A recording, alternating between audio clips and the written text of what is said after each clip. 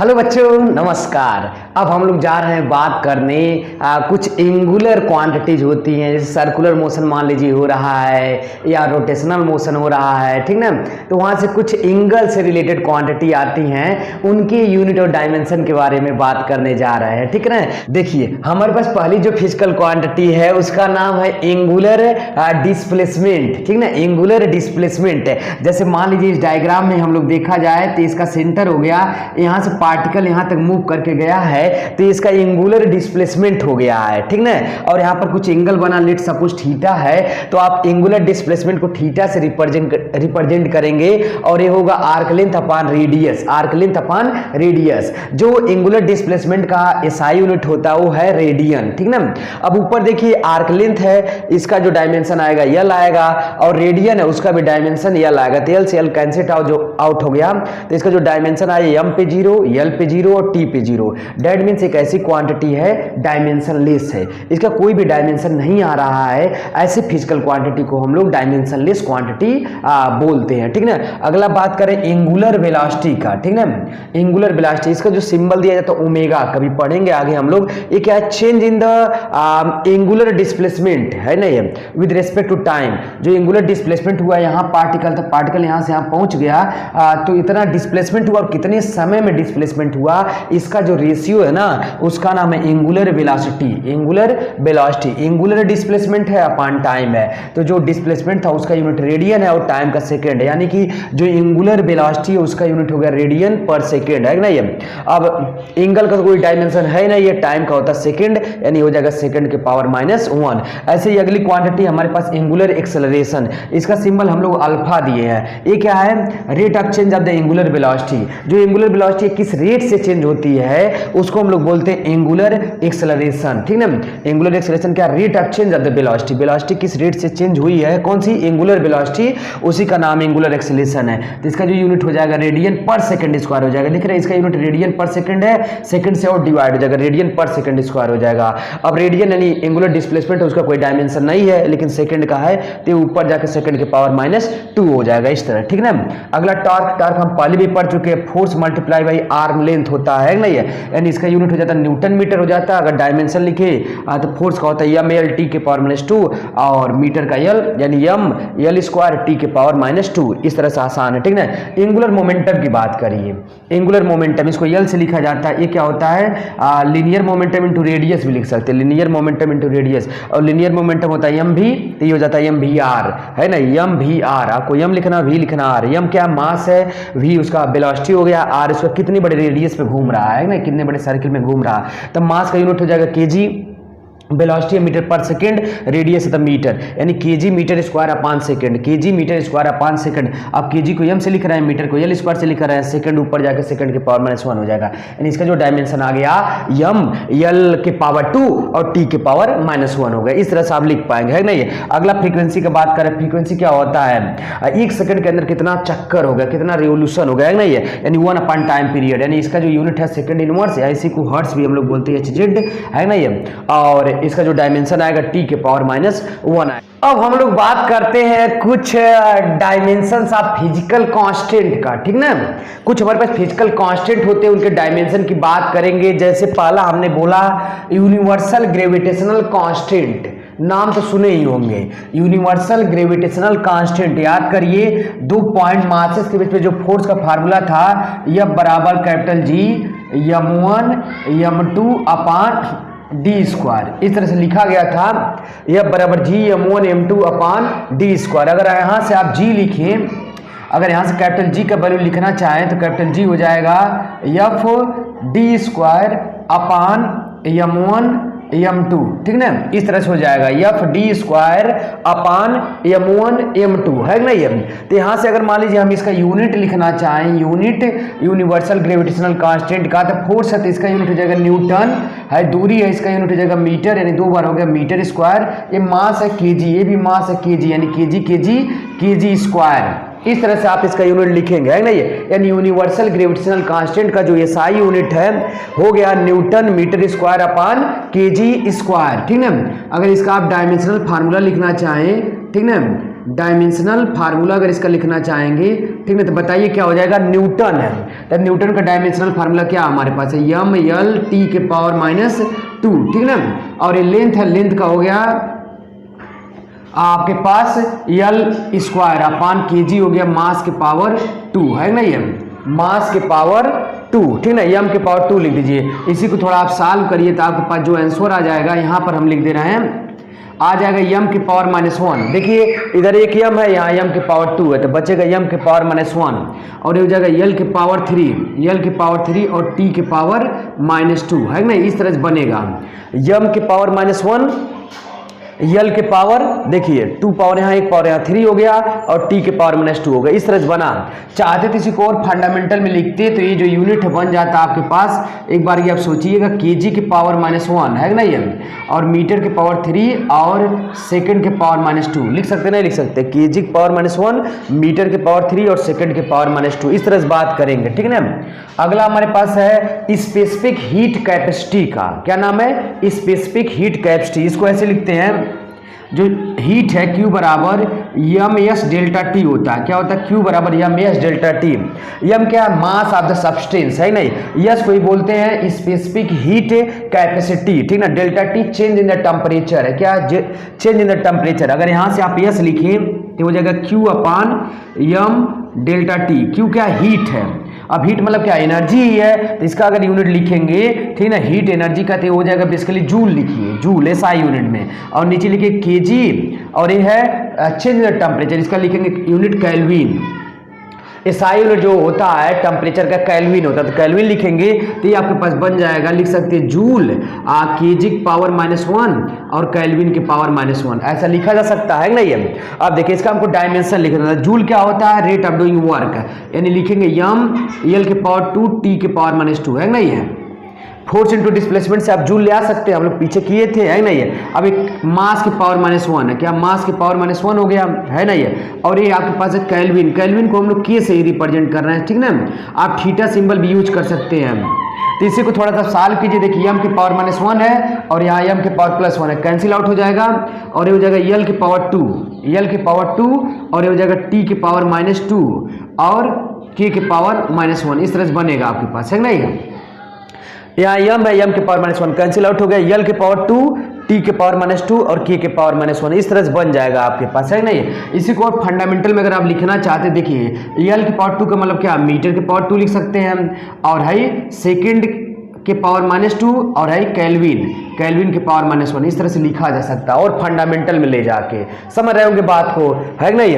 अगला आप बात करिए गैस कांस्टेंट का। अगर गैस कांस्टेंट का बात करें तो हमारे पास जो इसका यूनिट है, ठीक है, इसको हम लोग ऐसे लिख रहे हैं, पीवी बराबर NRT, पीवी बराबर NRT। पी जो हमारे पास प्रेशर है, प्रेशर ऑफ द गैस है, वी क्या है, volume of the gas, volume of the gas. N क्या है, एन को बोल रहे हैं नंबर ऑफ मोल है, कितना नंबर ऑफ मोल है। आर को बोल रहे हैं गैस कांस्टेंट और टी क्या है, टेम्परेचर, एब्सोल्यूट टेम्परेचर, ये केल्विन में लेंगे। अगर यहां से आप स्मॉल एन लिखें तो हो जाएगा पीवी बाई आर टी, ऐसे लिख सकते नहीं लिख सकते, एन बराबर PV by R T. P pressure है, तो प्रेशर का जो यूनिट है याद होगा आपको, न्यूटन अपान मीटर स्क्वायर। देखिए पी क्या है, प्रेशर, यूनिट हो जाएगा newton upon metre square. V क्या है, वॉल्यूम, इसका यूनिट हो जाएगा मीटर क्यूब, क्या हो जाएगा, मीटर क्यूब अपान ये देखिए यहाँ एरर हो गया, हमको यहाँ आर का निकालना था, आर यहाँ एन लिख दीजिए, एन है नहीं। एन क्या, मोल है, नंबर ऑफ मोल, तो मोल लिखेंगे इसको। और टी क्या, टेम्परेचर है, तो इसका SI यूनिट लिखेंगे केल्विन, क्या लिखेंगे, केल्विन। तो इसी को सॉल्व करें, देखिए मीटर क्यूब मीटर स्क्वायर से कट जाएगा तो आएगा न्यूटन इंटू मीटर अपान मोल इंटू केल्विन, ऐसे लिख सकते हैं, न्यूटन इंटू मीटर अपान मोल इंटू केल्विन। अब आप ही बताइए न्यूटन इंटू मीटर क्या होता है, जूल होता है नहीं होता, यानी लिख सकते हैं आप जूल अपान मोल इंटू केल्विन। इस तरह से लिख दीजिए, चाहे तो और रीअरेंज करके लिख सकते हैं, जूल मोल के पावर -1 और केल्विन के पावर -1। इस तरह से इसका यूनिट बन गया। अब चाहे अगर डायमेंशन लिखना चाहते हैं आप तो जूल है, जूल क्या हो गया, एनर्जी है, तो लिखेंगे यम यल के पावर 2 और टी के पावर -2, सही बात है नहीं है। अब मोल है तो मोल को ऐसे ही लिखेंगे भैया, मोल के पावर -1 और केल्विन को भी ऐसे लिखेंगे के पावर -1। यानी थोड़ा रीअरेंज करें तो हमारे पास आ गया यम एल की पावर 2, टी के पावर -2, मोल के पावर -1 और केल्विन के पावर -1। इस तरह से इसका बन जाएगा ये dimensional formula of gas constant, है ना। ये इस तरह से हमारे पास चीजें बहुत इंपॉर्टेंट है ये सब डायमेंशनल कांस्टेंट, ठीक ना। अगला है कोफिशिएंट ऑफ विस्कोसिटी। क्या है कोफिशिएंट ऑफ विस्कोसिटी? इसके लिए जो हम लोग फार्मूला यूज कर रहे हैं वो है F बराबर, ऐसे लिखा जाता है 6 पाई ईटा, इसका सिंबल का नाम है ईटा, और लिखते RV। F बराबर 6 पाई ईटा RV, इसको पढ़ते ईटा।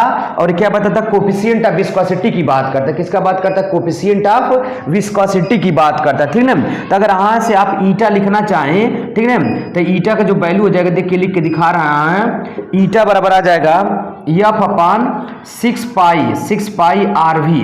अब एक वर्ड समझेंगे क्या है। F क्या फोर्स है, 6 पाई तो कांस्टेंट है, R है रेडियस ऑफ द स्फीयर। कोई अगर स्फेरिकल बॉडी पानी में ड्रॉप कर रहे होंगे ना कुछ वेलोसिटी v से, तो उस पर विस्कस फोर्स लगता है। क्या लगता है? Viscous force. तो विस्कस फोर्स जो है 6 पाई ईटा RV बराबर होता है। R is the radius of the sphere, V is the velocity of the sphere, V is the velocity of the sphere. 6 pi तो कांस्टेंट, ईटा जो है इसको बोलते हैं कोफिशिएंट ऑफ विस्कोसिटी। तो ये जो कोफिशिएंट ऑफ विस्कोसिटी है ईटा, है ना, जो ईटा हमारे पास है कोफिशिएंट ऑफ विस्कोसिटी, इसी का हम यूनिट और डायमेंशन लिखना चाहते हैं। तो देखिए ऊपर फोर्स आ जाएगा न्यूटन अपान, यहाँ पर जो ये है आपके पास रेडियस है तो मीटर हो जाएगा, और ये वेलोसिटी है तो मीटर पर सेकेंड, है ना, यानी सेकेंड ऊपर जाएगा, ये आ जाएगा न्यूटन इंटू सेकेंड अपान मीटर स्क्वायर। इस तरह से बात कर सकते हैं आप, न्यूटन सेकेंड अपान मीटर स्क्वायर, है ना। ये आप चाहे तो इसका और फंडामेंटल में ले जाएं तो न्यूटन को लिखेंगे एल के पावर एल टी के पावर -2, टी के पावर -2, ये हो गया न्यूटन, और सेकेंड है तो टी लिख दीजिए, अपान लेंथ है तो एल स्क्वायर लिख दीजिए, है ना। ये थोड़ा रीअरेंज करिए, सॉल्व करिए तो आ जाएगा आपके पास एल के पावर -1 हो जाएगा। देखिए एल के पावर -1 और टी के पावर -1, इस तरह से लिख सकते हैं एल के पावर -1 टी के पावर -1, यानी कि और फंडामेंटल में अगर लिखते तो हमको लिखना पड़ता मास केजी और मीटर के पावर -1 और सेकंड के पावर -1, एकदम ऐसे लिखा जा सकता है कि नहीं है। इस तरह से हम लोग बात करेंगे। अगला बात करें प्लैंक कांस्टेंट का। प्लैंक कांस्टेंट है जो हमारा एनर्जी ट्रांसफर होता है ना, पैकेट के रूप में होता है। कैसे होता है? पैकेट के रूप में होता है, क्वांटा बोलते हैं उसको, है नहीं है। तो उसका जो इन्होंने फार्मूला बताया प्लैंक कांस्टेंट से, वो आया है, यहां से दिख दे रहे हैं, E बराबर एच न्यू। क्या लिखते हैं? एच न्यू, या इसी को आप लिख सकते हैं एच एफ लिख सकते हैं, जो भी आपको सुटेबल लगे। या एच जो है इसी को बोलते हैं प्लैंक कांस्टेंट। ई जो है एनर्जी है, और जो न्यू या एफ है इसको बोलते हैं फ्रीक्वेंसी। क्या बोलते हैं? फ्रीक्वेंसी। तो यहां से अगर आप एच लिखे ना तो एच बराबर जो आ जाएगा एनर्जी बटा फ्रीक्वेंसी हो जाएगा। क्या हो जाएगा? एनर्जी बटा फ्रीक्वेंसी। यानी कि जो प्लैंक कांस्टेंट है वो हो गया एनर्जी बटा फ्रीक्वेंसी। अब एनर्जी का जो यूनिट होता है जूल है, और फ्रीक्वेंसी का जो यूनिट है सेकंड के पावर -1 है, यानी ये हो जाएगा ऊपर भेज के जूल इंटू सेकंड। फ्रीक्वेंसी क्या होता है? पर सेकंड, यानी सेकंड के पावर -1, यानी कि जूल इंटू सेकंड आ जाएगा, है ना। ये अब डायमेंशन लिखे आप तो यम हो जाएगा एल के पावर 2 टी के पावर -2, ये तो एनर्जी हो गया, और सेकंड को टी और लिख देंगे, है ना। ये यानी सॉल्व करेंगे तो आएगा आपके पास यम एल के पावर 2 और टी के पावर -1, इस तरह से हो जाएगा यम एल के पावर 2 और टी के पावर -1। इसी को अगर फंडामेंटल में एकदम लिखते हैं आप तो मास है यानी केजी लिखेंगे, और ये हो जाएगा मीटर के पावर 2 और सेकंड के पावर -1, इस तरह से लिखा आ जाएगा, है ना। ये एक बार इसको आप अच्छे से देख लीजिए, ठीक ना। अब हम लोग बात करते हैं बोल्ट्जमैन कांस्टेंट की, ठीक है ना। एक और कांस्टेंट हमारे पास है जिसका नाम है बोल्ट्जमैन कांस्टेंट। यहां पर लिखा गया काइनेटिक एनर्जी बराबर 3/2 स्मॉल के टी। तो जो स्मॉल के लिखा गया है इसी का नाम है बोल्ट्जमैन कांस्टेंट, ठीक है। स्मॉल के जो लिखा गया इसी का नाम है बोल्ट्जमैन कांस्टेंट। की मतलब काइनेटिक एनर्जी है, टी मतलब एब्सोल्यूट टेम्परेचर है। क्या है? Absolute temperature. तो अगर आप बोल्ट्जमैन कांस्टेंट का यूनिट लिखें तो क्या हो जाएगा? एनर्जी है, एनर्जी का यूनिट हो जाएगा जूल। क्या हो जाएगा? जूल। और यह टेम्परेचर है, टेम्परेचर नीचे जाएगा तो उसका यूनिट आ जाएगा केल्विन, यानी जूल बटा केल्विन हो गया।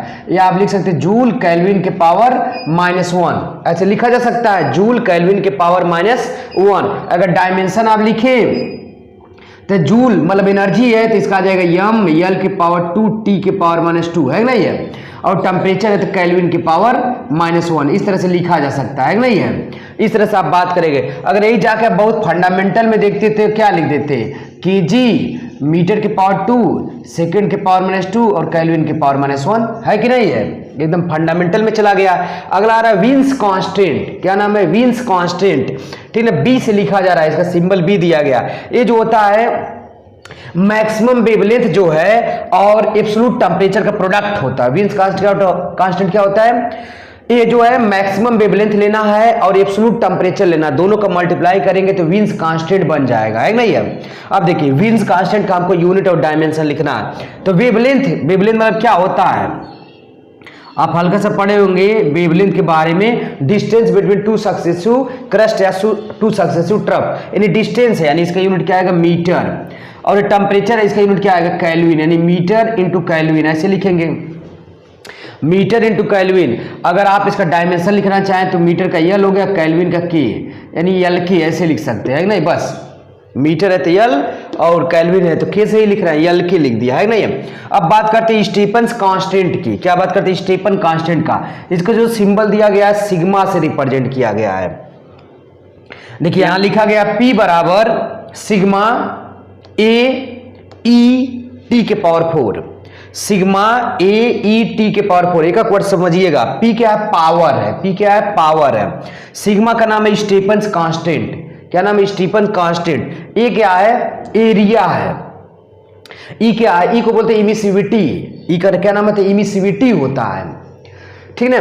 ये फ्रैक्शन होता है, कितना इमिट किया जा रहा है, इसका जो वैल्यू आता है 0 से 1 के बीच में होता है। ये फ्रैक्शन है, इसका कोई आपके पास यूनिट और डायमेंशन नहीं है। ई जो है इमिसिविटी है, फ्रैक्शन, इसका जो वैल्यू होता है 0 से 1 के बीच में होता है।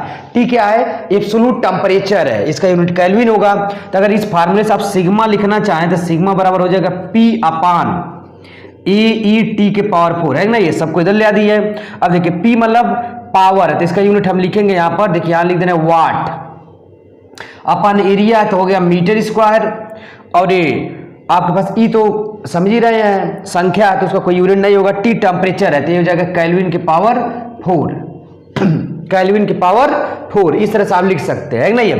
अगर आप डायमेंशन की बात करें तो वाट है नहीं, यानी जूल पर सेकेंड है। और जूल हम लोग जानते हैं, जूल क्या था? यम एल के पावर 2 टी के पावर -2 जूल था, और पर सेकेंड करना यानी यम एल के पावर 2 और टी के पावर -3, इतना आ जाएगा वाट पावर का, है नहीं? अपान है लेंथ है एल के पावर 2 और केल्विन के पावर 4, इस तरह से लिखेंगे। इसी को थोड़ा रीअरेंज करके सॉल्व करें आप तो आ जाएगा बराबर यम हो गया यल के पावर, देखिए यल स्क्वायर कैंसिल आउट हो जा रहा है, यल गायब हो गया, और ये होगा टेम्परेचर के पावर -3 और केल्विन के पावर -4। इस तरह से कुछ बात हो जाएगा, है नहीं? है देखिए ये आपके पास पावर था, पावर क्या होता है? रेट ऑफ डूइंग वर्क, यानी जूल पर सेकंड। जूल होता है यम एल के पावर 2 टी के पावर -2, पर सेकंड करेंगे तो यल टी एक और आ जाएगा। अपन है मीटर था तो यल स्क्वायर है, केल्विन है के पावर 4 लिखे, यल स्क्वायर कैंसिल आउट हो, यम टी के पावर -3 और के पावर -4। इस तरह से बात हो जाएगा, है नहीं? अगला बात करते हैं कोफिशिएंट ऑफ थर्मल कंडक्टिविटी का। इसको कैपिटल किसे लिखे हैं? Coefficient of thermal conductivity. जो आपके पास हीट करंट होता है ना, कोई वायर में हीट बह रहा है तो उसको हीट करंट बोलते हैं। क्या होता है? dq/dt, हीट फ्लो की रेट। हीट फ्लो की रेट को कहते हैं हीट करंट। हीट है, dq मतलब हीट है, और टाइम, हीट फ्लो की रेट को कहते हैं हीट करंट। ये होता है -k dt/dx, dt/dx। अब देखिए ध्यान से समझेंगे, k क्या है यहाँ पर? कोफिशिएंट ऑफ थर्मल कंडक्टिविटी बोला गया। dq मतलब हीट है, और dt क्या आपके पास? टाइम है, कितना समय है, और यहाँ जो कैपिटल dt लिखा हो टेम्परेचर का चेंज है, और dx डिस्टेंस है। इसको पूरा बोला जाता है टेम्परेचर ग्रेडियंट। क्या बोलते हैं? टेम्परेचर ग्रेडियंट, कभी सीखेंगे जिंदगी में। इसको बोलते हैं टेम्परेचर ग्रेडियंट। टेम्परेचर डिस्टेंस के रेस्पेक्ट में बदल रहा है, कोई चीज अगर डिस्टेंस के रेस्पेक्ट में वेरिएबल होता है, चेंज होता है, तो उसको ग्रेडियंट बोला जाता है फिजिक्स में और मैथ में भी, है नहीं? है तो यहां से अगर आप के लिखना चाहें, देखिए अगर हम के लिखना चाहें तो के बराबर, देखिए यहीं पर लिख के आपको दिखा रहा है, के का हम डायमेंशन लिखना चाहते थे। क्या है? हीट है, यानी कि जूल है, जूल पर सेकंड। जूल पर सेकंड इसको हम वाट लिख देना है, देखिएगा ध्यान से, जूल पर सेकंड है, ये वाट हो गया, है नहीं? है। अब फिर ध्यान से यहां देखिए, यहां पर है एरिया, मीटर स्क्वायर है, एरिया तो क्या हो गया? Metre square. यहां लेंथ है तो मीटर, मीटर स्क्वायर से मीटर कटेगा, यहां एक मीटर बचेगा, और dt टेम्परेचर है, यानी केल्विन आएगा तो यानी मीटर केल्विन, यानी उधर जाएगा तो बटे मीटर इंटू केल्विन, इस तरह से बनेगा। ध्यान से देखिए, हाइट था जूल बटे सेकंड, तो वाट लिख दिए हम, और हाइट था एरिया मीटर स्क्वायर, और लेंथ था मीटर, दूरी है ना मीटर, तो मीटर स्क्वायर बटे मीटर, मीटर आ जाएगा, और टेम्परेचर है तो केल्विन आ जाएगा, यानी मीटर इंटू केल्विन आ रहा है। इधर डिवाइड करेंगे तो मीटर इंटू केल्विन हो गया, है नहीं। अब डायमेंशन लिख के दिखा दीजिए, देखिए एम हो गया एल के पावर 2 और टी के पावर -3, इत हो गया वाट का, है नहीं, हाइयल हो गया लेंथ, और आई हो गया केल्विन की। इस तरह से लिख सकते हैं ना, लिख सकते हैं। अब थोड़ा रीअरेंज करिए, देखिए हो जाएगा आपके पास एम, 8 लेंथ गायब होगा तो 8 बचेगा, एल के पावर 1 हो जाएगा, है ना। एम यल देखिए 2 ठे यहाँ पर, 1 ठे यहाँ पर, यल बच गया, और ये होगा टेम्परेचर के पावर -3 और ये होगा केल्विन के पावर -1। इस तरह से आप लिख सकते हैं, ना ये इस तरह से हमारे पास बात हो रही है। एक बार की इसको अच्छे से आप देख लीजिए, ठीक है ना। चलिए तब तक के लिए थैंक यू वेरी मच, धन्यवाद। इतना आप कर लीजिए अच्छे से।